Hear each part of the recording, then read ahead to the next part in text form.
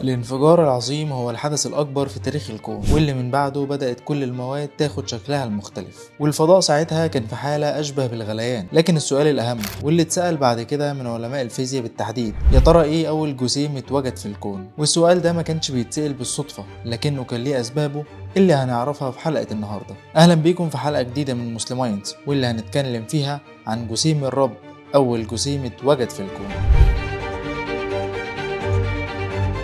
سنة 1964 بدأ عالم الفيزياء الشهير بيتر هيجز هو ومجموعة من العلماء يحاولوا يفهموا ايه اللي بيدي للمادة كتلتها، او بالتحديد ايه اللي بيحدد لكل جسيم كتلته. والكتلة في الوقت ده كانت عبارة عن مقاومة كل جسم لتغيير حركته، بمعنى ان المقاومة اللي محتاجينها لتغيير حركة ورقة مختلفة تماما عن المقاومة المطلوبة لتغيير حركة عربية مثلا من مكان وقوفها. وكان من المعروف وقتها ان كل الاجسام بتتكون من جزيئات، والجزيئات دي بتتكون من ذرات، وجوه الذرات دي موجود الكترونات ونيوترونات وبروتونات.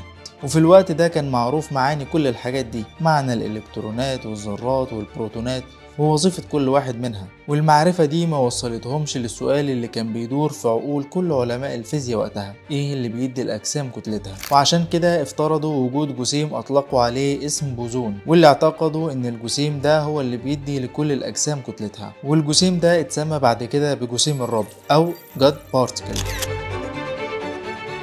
في الستينات بالتحديد علماء الفيزياء كان عندهم مشكلة في معظم المعادلات الفيزيائية، وده لأنهم كانوا بيعتقدوا إن كل الأجسام ملهاش كتلة، فكانت معظم المعادلات بتديهم نفس النتيجة تقريبا. وبعد اكتشاف إن كل جسم ليه كتلته، المعادلات بعدها باظت أكتر، وفضل العلماء في الحيرة دي لفترة مش كبيرة، لحد ما جه العالم العبقري بيتر هيجز بالحل الذكي جدا، واللي اقترح ساعتها إن العلماء ما يحطوش الكتلة في المعادلات الفيزيائية. وقال إنه بما إن كتلة الأجسام هي المقاومة لتغيير حركتها، فاحنا نفترض ان كل الاجسام في الفضاء موجودة في مادة غريبة غير مرئية. المادة او المجال ده هو اللي بيعمل مقاومة للاجسام اللي بتتحرك جواه. يعني بالبلدي لو جينا نحرك اي جسم في شوية مية مثلا، فالمية هنا هو المجال اللي بيتر هيجز بيحاول يتخيله في الفضاء، وهو المجال اللي بيدي للجسم كتلته. بيتر هيجز حاول في البداية ينشر فكرته في مجلة علمية كانت مشهورة وقتها، لكن المسؤولين في المجلة دي شافوا ان الكلام ده مش صحيح كليا وملهوش اي علاقة بالفيزياء.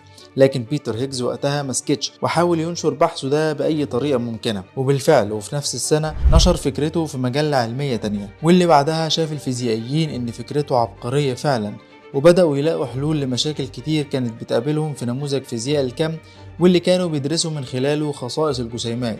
وبدأ العلماء يعتقدوا أكتر بوجود المجال الخفي ده في الفضاء، واللي أطلقوا عليه بعد كده اسم هيجز فيلد أو مجال هيجز.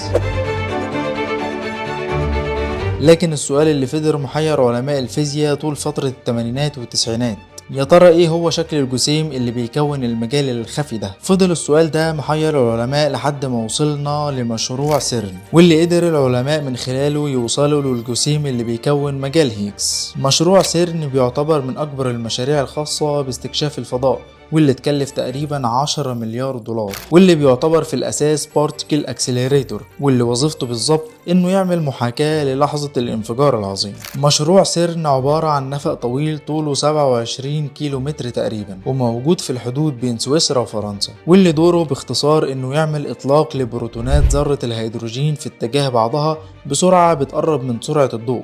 ولو بتسأل اشمعنى ذرة الهيدروجين، فده لأنها أبسط ذرة موجودة في الكون. على طول النفق في مشروع سيرن موجود مسرعات للبروتونات في اتجاه بعضها، والمسرعات دي بتخلي البروتونات تقدر تلف حوالين النفق 11,000 مرة في الثانية الواحدة. من خلال التصادمات اللي بتحصل بين الجسيمات بتظهر أشعة بتشبه الألعاب النارية، واللي العلماء بياخدوها ويحللوها على أجهزة مختلفة بإمكانيات جبارة. والفكرة باختصار إن لما التصادم بين الجسيمات يكون بسرعة شديدة ودقة شديدة، التصادم ده هيقدر يحرك ولو جزء بسيط من المجال الخفي المحيط بيه، وساعتها هتبقى التجربة العلمية أثبتت صحة نظرية العالم بيتر هيجز.